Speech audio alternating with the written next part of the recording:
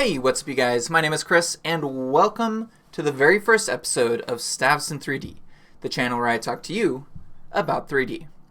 So as I mentioned in my intro, most of my videos are probably going to center around architecture. This first video, what I'm going to do is just kind of give you sort of an overview of what my process looks like. Typically I start with modeling, then get into texturing, and then the environment. And I just wanted to kind of show you sort of what that looks like. The add-on that I use to really help with architecture is an add-on called Archipack. I recommend that you go ahead and download that, play around with it at some point. Again, this video is just going to be like it's intended to just be an overview. We're just going to very, very quickly go through all of the different like the general broad strokes of how to design or I guess more how to visualize a house. We're not even really doing a whole lot of design work here. So with that said, let's go ahead and jump into our video. This is a time lapse that I took of a project that I designed or that I threw together several months ago now.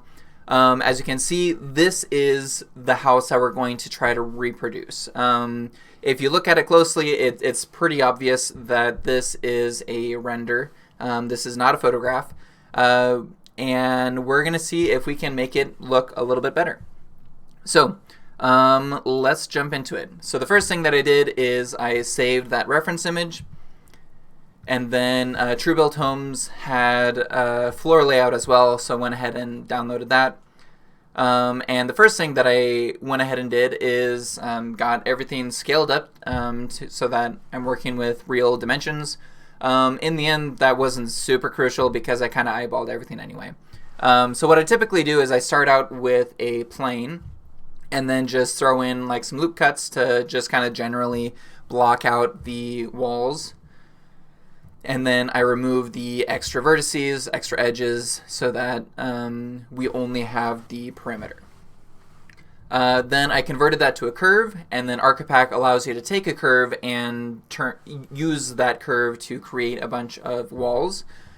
Now what I'm doing is I'm using a program called FSpy. FSpy is a really neat program that allows you to help Blender to have the same like camera setup as a photograph, and so by messing around with these lines, you're able to get the same perspective, the same lens, all of that kind of stuff in Blender as you have in from a real-life photograph.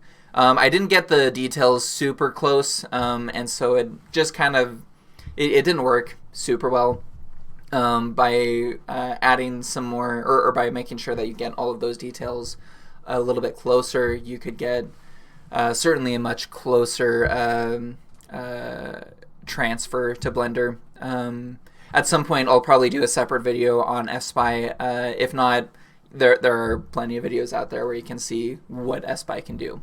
It is a really cool program. This isn't a super great display of what FSpy can do, but because this is just kind of a general visualization, in the end, rather than spending all that time going back and forth between Blender and FSpy, I just kind of placed the camera where I thought looked kind of decent.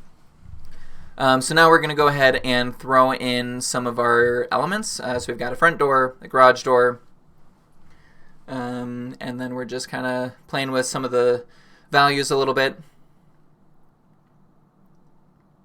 One of the really nice things about Archipack is that whenever you throw in a door or a window, it automatically cuts a hole in that wall. And then if you, especially if you want to like slide your windows around and stuff, you can do that very quickly and easily, and it also moves that hole along with it.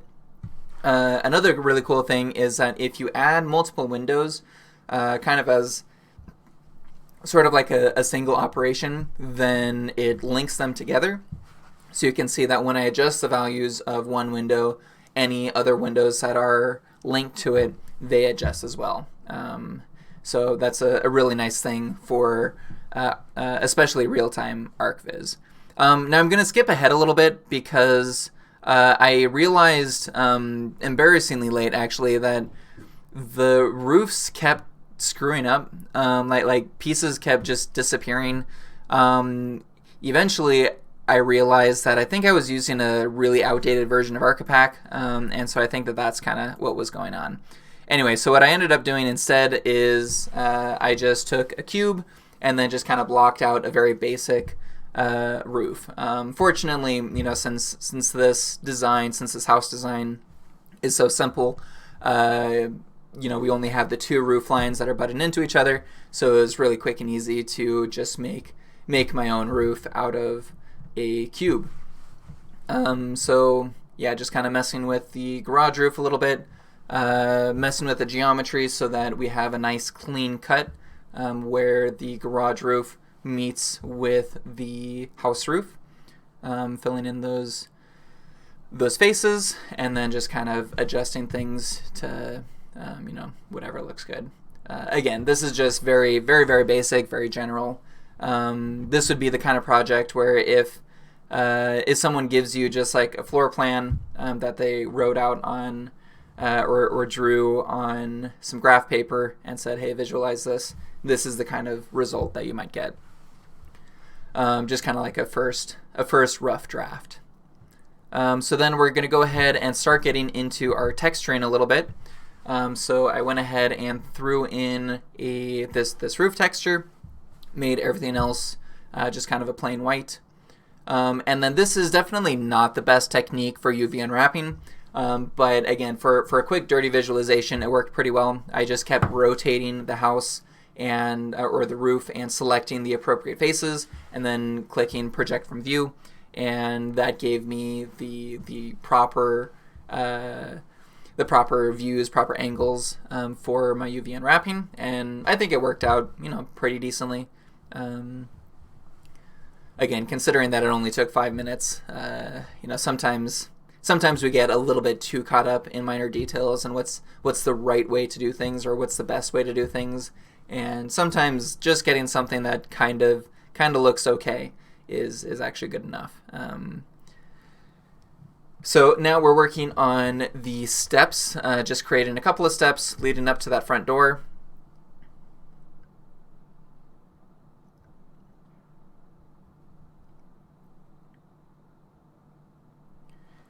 And again, just very, very basic, very simple, just to kind of get the idea across to the theoretical client.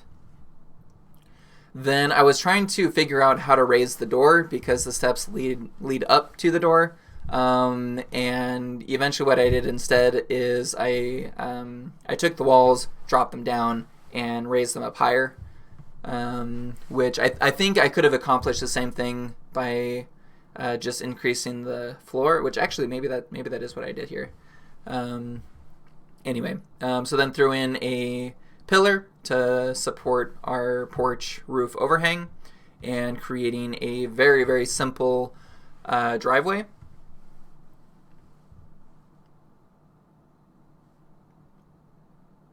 Now we're starting to get into our scene development a little bit, and so in a previous project I had already set up a grass plane, and so it's just a plane that I distorted a little bit and threw in a few different particle systems, and so I just went ahead and pulled in that whole collection, and then I can just kind of manipulate the geometry a little bit to match this scene.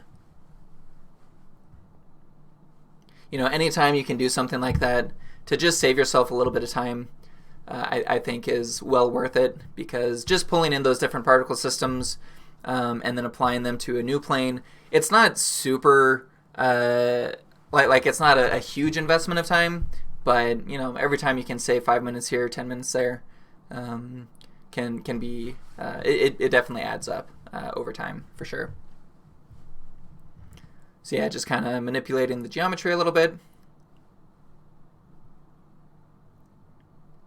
Now we're getting into our sunlight a little, and I started out with kind of a warm light, eventually went to a little bit more of a cool color. This was a little bit too bright,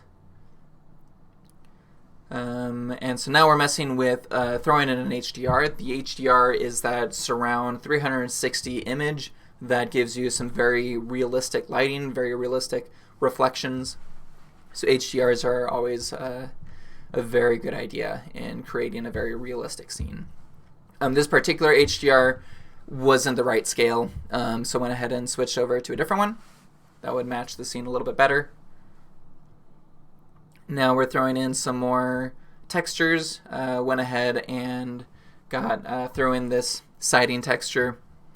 And then for the, I guess up above the walls, like underneath the roof, I was looking for something that kind of resembled cedar shakes, but in the end I had to kind of settle for this. Polygon didn't have a cedar shakes texture yet, so I just went ahead and used a roof tile texture. It kind of got the idea across. I would probably remove a little bit more of the red if I were to go back, but yeah, it does kind of get the idea across. If I were making, if I were putting more effort into this, I would probably also just kind of create my own wood texture. Polygon has some wood texture generators that are really, really powerful, so I'd probably use one of those in order to create the wood texture that I was looking for. But again, for basic visualization, this worked out decently well. So now we're working on making the gutter, and a gutter is one of those details that, especially starting out, a lot of people wouldn't think would be super crucial, but any detail, and any one of these details that you add is just going to make it that much more believable. Even if nobody looking at it would necessarily notice that it was missing a gutter, subconsciously they kind of would. And so, the more of those kinds of details, the easier it is going to be to trick your viewer into thinking that it really is a photograph. So now creating the downspout. First I was trying to use the shear tool, but because that was shifting the size of the diameter, I instead used the spin tool, which again, we're going to get into all of these details in later videos. This is just kind of an overview. But you can see that the spin tool creates a really nice curve that you're able to adjust on your own very, very, very quickly and easily. Then I scaled the whole thing down a little bit because it looked a little bit too big, and then just readjusted those angles. Again, if you were to, try to make all of this pristine, you would probably want to look into, what is the diameter of a typical downspout, that kind of thing. So we're just kind of, again, doing very quick and dirty visualization here. Throw in a tree to kind of help with the environment, because you never want to just have just the house. You always want to place the house in kind of a real world sort of environment. Then these bushes I got from Andrew Price's Architecture Academy. The Architecture Academy has since been discontinued, but little by little they're starting to put more of their models on their website, Polygon. And so, yeah, hopefully, I think some of these are there, or else they've been improving their models, putting in more nature models, which is nice.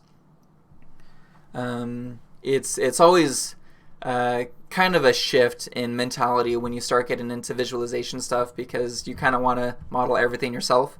Don't do that, because it'll take you forever.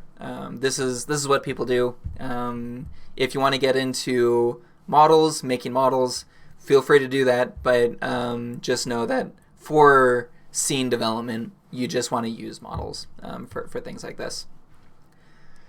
So now we are getting into some stepping stones, and I threw in a displacement modifier onto a cylinder.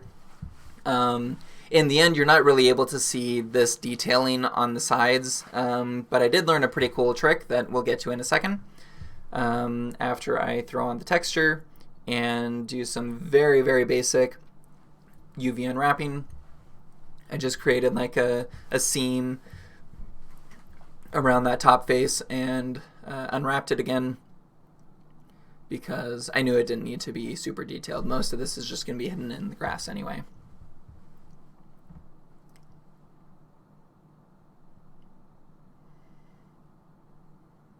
So yeah, just kind of very, very basic.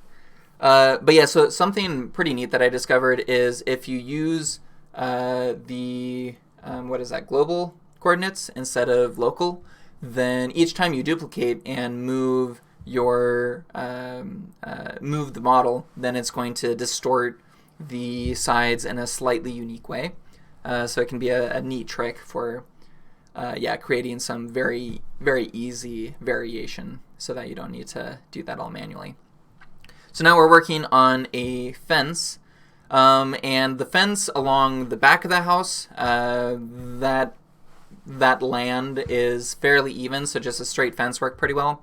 Over here on the side of the house, there's a lot more distortion, and I probably could have gotten away with just leaving it straight, but I wanted to figure out how to create that curve, how to make that fence follow the contours of the land.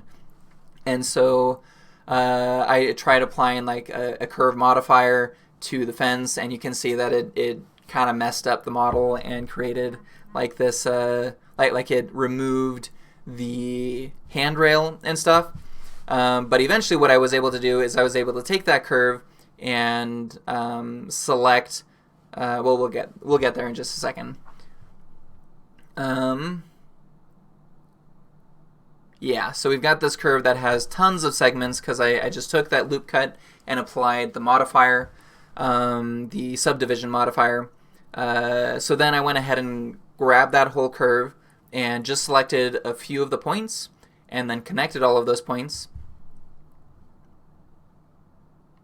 like so, and then removed all the other ones, all the extra ones. And just like you can use a curve to create some walls, you can also use a curve to create a fence in Archipack. So that was a pretty neat solution that I discovered while working on this project.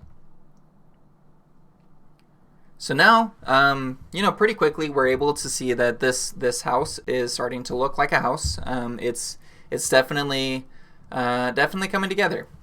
Starting to look a little believable. The lighting is definitely a little too harsh still. So this is where I went in and made the lighting a lot softer and a little bit more blue to kind of match our environment a little bit better, because there are like some clouds in the sky.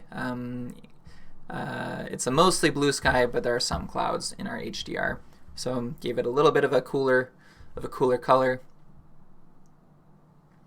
like so.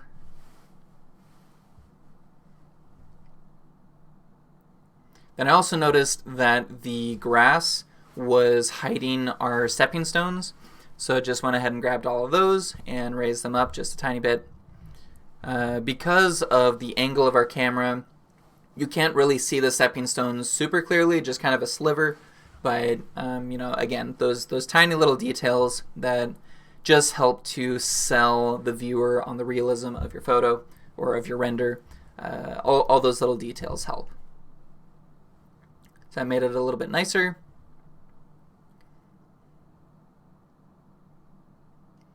Then I adjusted the scale of the roof shingles, and also noticed that I had forgotten to change the soffit of the roof overhang to be our white color.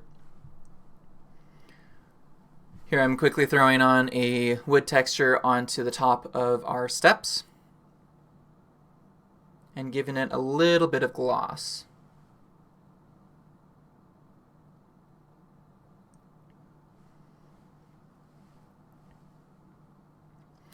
Then looking at the reference image, I noticed that I hadn't yet put on the trim onto all the corners.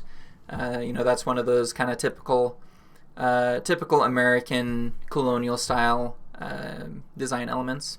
So I went ahead and just took our pillar from the porch and just placed that on each of the corners.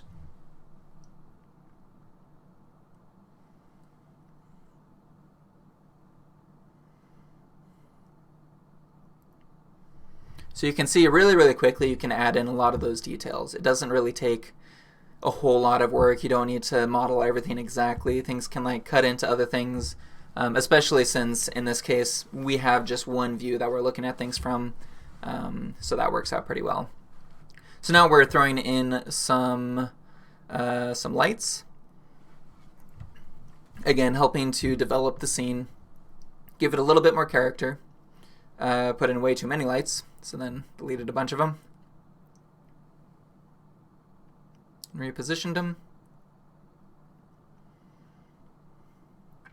And you'll notice that as I'm going through and trying to find lights, I'm just kind of guessing and going into, each folder that has one model in it.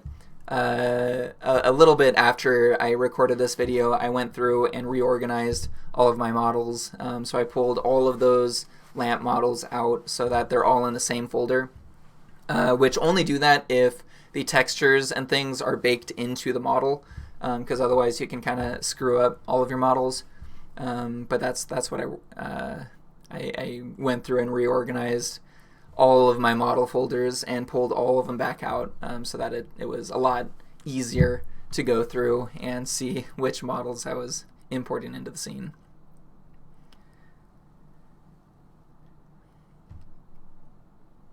So now we are throwing in this kind of wall sconce. It's probably an interior light.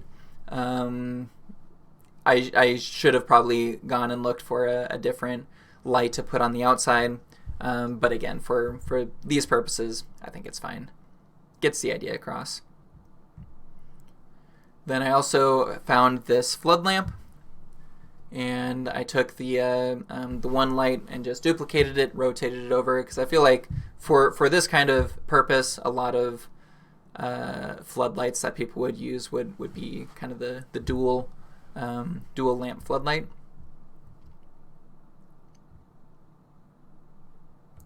And I think that this might actually be our final render. Oh, not quite. Oh, that's right. So yeah, then I went back in and kind of edited the environment a little bit more. So duplicated the pine tree.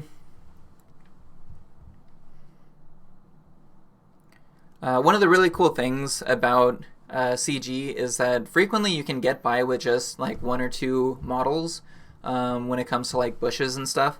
As long as you just like rotate it and scale it a little bit differently.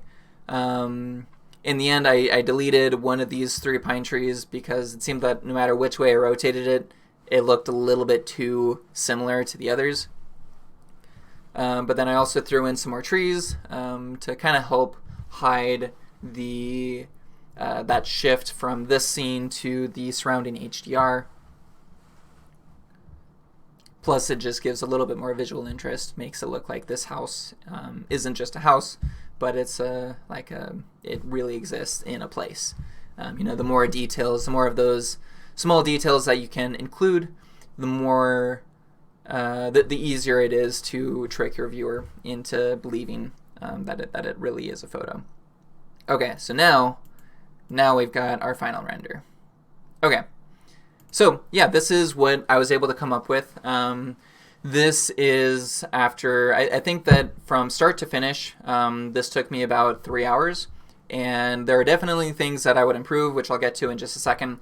But considering that this is only 3 hours of work, and that included that long time, probably like half an hour where I didn't realize that the roof wasn't working, that sort of thing. And so all things considered, I'm pretty happy with the result that I was able to produce from that. That said, let's get into the critique. So what I would do at this point, if this were for a client, again, like for a rough draft, I think this is pretty great.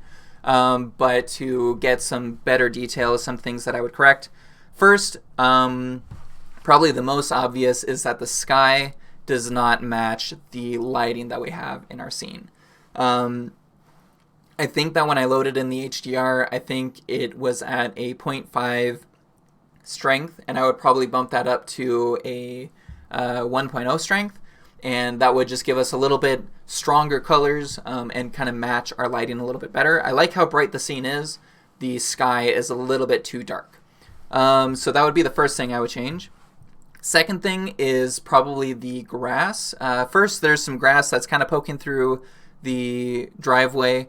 Kind of subtle, kind of hard to tell, but once you notice it, it's definitely pretty obvious. The other thing is that you can kind of see these lines going back and forth across the grass. And so on the one hand, it kind of makes it look like someone just mowed this recently, but I think that the grass is a little bit too long for that. So I would probably go one of two routes. I would either shorten the grass length so that it does look, clean, recently mown, or I would increase the variation so that it looks a little bit more scraggly, because grass doesn't grow all uniformly. It grows in a very randomized fashion, and so I would probably make it so that there were some pretty extreme tufts of grass here and there, if I wanted the grass as long as it currently is. Couple other things. This tree might not actually be touching the ground. Kind of looks like it's levitating. I'm not sure if it actually is, or if it's just that the way that the light is hitting it, it's kind of making the shadow of the trunk disappear.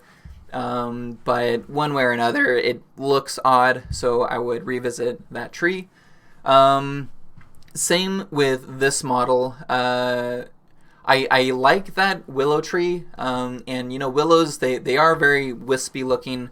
This to me almost looks furry rather than wispy, and so I would probably go try to find a different tree to replace that one. And also going back to this tree and these others over here, I think that they're a little bit too brightly green. I might kind of darken or desaturate that green a little bit. Or else find a different model. I think that these bushes are pretty good. I think that those look fairly realistic, but I think that these trees might be a little too bright. Then a couple other details that would kind of help to sell the image are just throwing in more things to give your render some story. Because right now we've got a house, it looks nice, it looks like it could really exist. We have some decent lighting, with the apart from the sky, things that I already mentioned. But there's not really a lot of character just yet.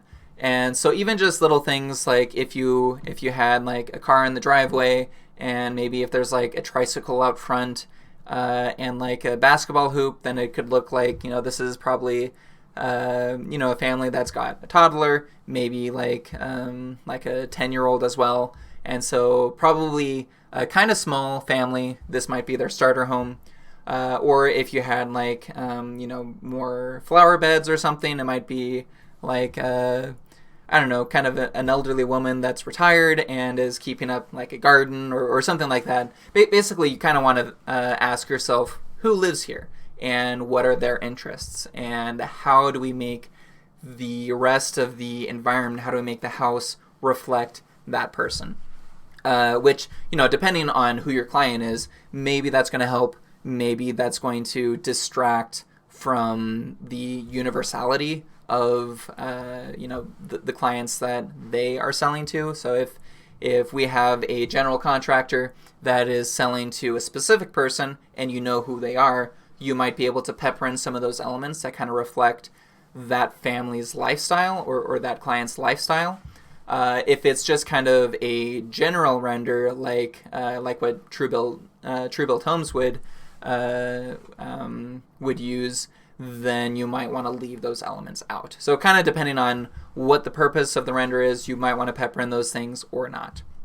But again, so for a first draft, I think that I'm pretty happy with how this came out.